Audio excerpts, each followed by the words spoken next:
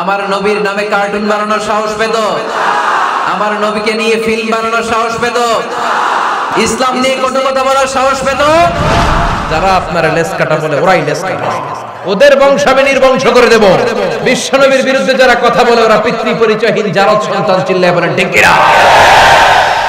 বিশ্বনবীর সম্মান it's an exclusive issue. এই ইস্যুতে কোনো বিএনপি নাই, আওয়ামী লীগ নাই, জামাত ইসলাম নাই, জাতীয় পার্টি নাই, হেফাজত ইসলাম নাই। বিএনপি আওয়ামী লীগ বুঝি না, কথা কন।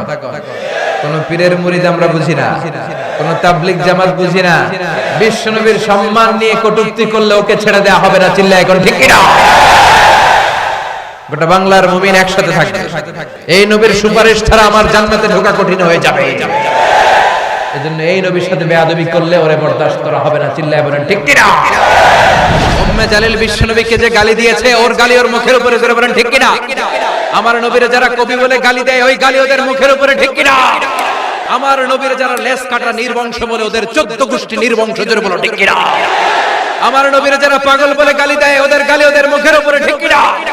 আমার নবীর সম্মানের বিরুদ্ধে যদি কথা বলে, তাদের বিরুদ্ধে আমাদের হুঙ্কার আর লড়াই আছে না নাই? বিশ্বনবীরে গালি দিলে কলিজা আগুন লাগে, কার কার লাগে? হাত তুলে আল্লাহর টাকা।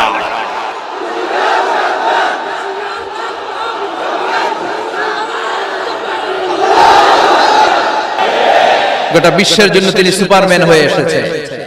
এজন্য আমার নবীরা যারা গালি দেয়, এগুলো পিতৃ পরিচয়হীন জারদ সন্তান। বিশ্বনবীর সম্মান নিয়ে উল্টা পাল্টা করলে এটা সহ্য করা হবে না, জোরে কোন ঠিক কিনা? তুমি আমারে গালি দাও, আমি মেনে নিব। আমার দলের গালি দিবি, মেনে নিব। আমার বাপের গালি দাও, মেনে নিব। কিন্তু আমার নবীর গালি দিলে খবর আছে না নাই? আমার নবীর সম্মানের দিকে বা হাত তুললে ওই বা হাত কেমন করে ভেঙে দিতে হয় সেটাও আমাদের জানা আছে, জোরে কোন ঠিক কিনা? বিশ্বনবীর সম্মান ইটস অ্যান আনপ্যারালাল ইস্যু। এই ইস্যুতে সরসিনা নাই, এই ইস্যুতে তাবলীগ নাই, আওয়ামী লীগ নাই, জামাত নাই, এই ইস্যুতে হেফাজত নাই, এই ইস্যুতে জামাত নাই, এই ইস্যুতে চরমনাই নাই। 17 কোটি মানুষ এক প্ল্যাটফর্মে দাঁড়িয়ে যায়, চিল্লায় বলেন ঠিক কিনা? তার পারিবারিক জীবন, সামাজিক জীবন নিয়ে যদি কথা বলে, আমার নবীর সম্মান নিয়ে যদি কেউ কটু কথা করে, কেউ যদি তার হাত দিয়ে রং তুলে দিয়ে আমার নবীর বিরুদ্ধে কার্টুন আঁকে, ওর হাত আমাদের ভেঙে দিতে হবে, চিল্লায় বলেন ঠিক কিনা?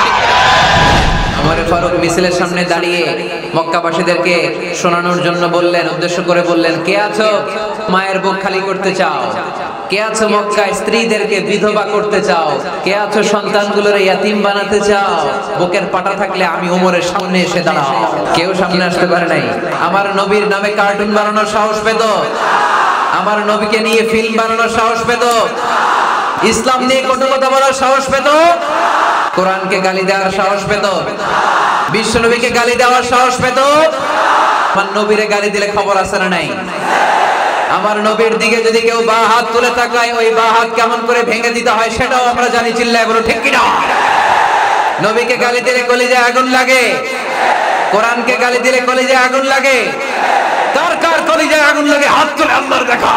আমার নবীরে গালি দিলে, আমার কোরআনকে গালি দিলে, আমার আল্লাহরে গালি দিলে, আমার ইসলামকে গালি দিলে আমাদের কলিজায় আগুন ধরে কি ধরে না?